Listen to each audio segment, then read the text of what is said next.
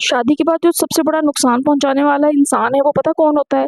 आपकी शादीशुदा नंद। ज़रूरी नहीं है कि हर घर में यही हो, कहीं बहुत अच्छी भी नंदें होती हैं, लेकिन मोस्टली जो मैं अपने एक्सपीरियंस के मुताबिक जो आपको बता रही हूँ, शादीशुदा नंदें जो है ना वो अक्सर घर बर्बाद करने का ना सबब बनती हैं।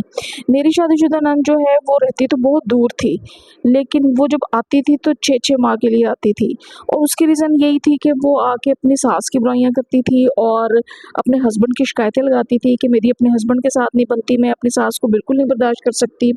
और मेरे जो ससुराल वाले हैं वो बिल्कुल इसको सपोर्ट करते थे और हर चीज़ में इसका साथ देते थे, इसकी हाँ में हाँ मिलाते थे। और मैं हैरान होती हूँ कि यही चीज़ें ये मेरे लिए एक्सपेक्ट करते हैं कि मैं ये चीज़ें ना करूँ, लेकिन उन्हीं चीज़ों के लिए ये अपनी बेटी को मोटिवेट करते हैं कि तुमने जवाब क्यों नहीं दिया? तुमने ऐसे क्यों किया?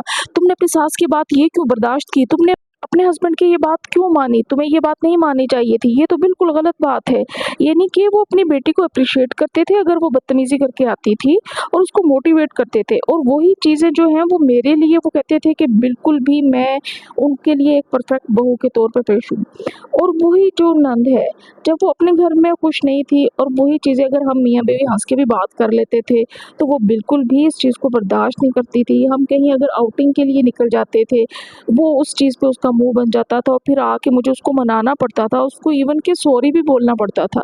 और ये सबसे बड़ा मुश्किल काम होता है कि जब आपने किया भी कुछ ना हो, आप बेकसूर हो और आपको सॉरी बोलना पड़े और ये सॉरी बोलने के लिए आपको मजबूर किया जाए, ताकि बस आपकी बेटी खुश हो जाए, आपकी जो बहू है उसकी सेल्फ रिस्पेक्ट नहीं है।